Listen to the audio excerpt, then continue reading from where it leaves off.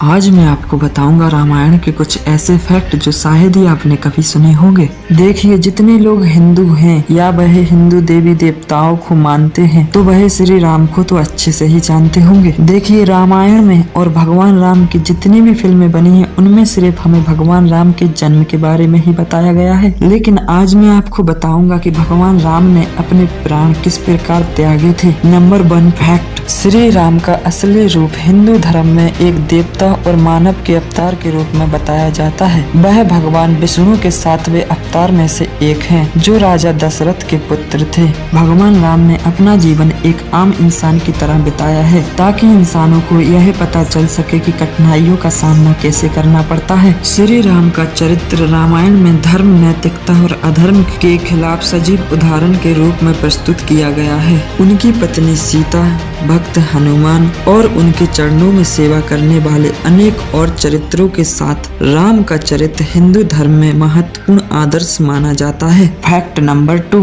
देखिए, आप लोगों को यह तो जानकारी बहुत ही अच्छे से होगी कि भगवान विष्णु ने राम का रूप किस लिए लिया था। भगवान विष्णु ने राम का रूप इसलिए लिया था ताकि वह धरती पर से सारे राक्षसों को मार सके। लेकिन जो सबसे बड़ा राक्षस था वह था रावण, जिसका असली नाम दशानन था और उसने ब्रह्मा के आशीर्वाद से ब्रह्म राक्षस का वरदान प्राप्त किया था, जिससे वह बहुत ही शक्तिशाली हो गया था। अब आप लोगों के मन में एक सवाल जरूर आता होगा कि रावण को अमर होने का वरदान किसने दिया था। तो यह बात बिल्कुल ही सत्य नहीं है। रावण को किसी ने भी अमर होने का वरदान नहीं दिया था, क्योंकि रावण के सोते समय उसकी पत्नी और उसके भाई ने उसकी टुड़ी में अमृत भर दिया था, जिसके पश्चात वह अमर हो गया था। फैक्ट नंबर 3, भगवान राम की मृत्यु और लक्ष्मण की मृत्यु कुछ इस प्रकार हुई थी। जब स्वयं काल एक साधु बनकर आया और श्री राम से बोला कि मुझे आपसे बहुत जरूरी बात करनी है। इसके पश्चात श्री राम ने उन्हें एक कमरे में बिठाया कि हमारी बातों के बीच कोई भी आया तो उसे मृत्यु दंड देना पड़ेगा। श्री राम ने काल का यह वचन माना और लक्ष्मण जी को द्वारे पर पहरेदारी के लिए खड़ा कर दिया। परंतु वहाँ कुछ ही देर बाद महर्षि दुर्वासा आ गए और उन्होंने लक्ष्मण जी से राम से मिलने की बात रखी, जिसके पश्चात लक्ष्मण जी ने यह बात उनकी नहीं मानी और उनसे राम से मिलने को मना कर दिया, जिससे गुस्साए महर्षि दुर्वासा ने उसे शराब देने को बोला। शराब के डर से लक्ष्मण जी ने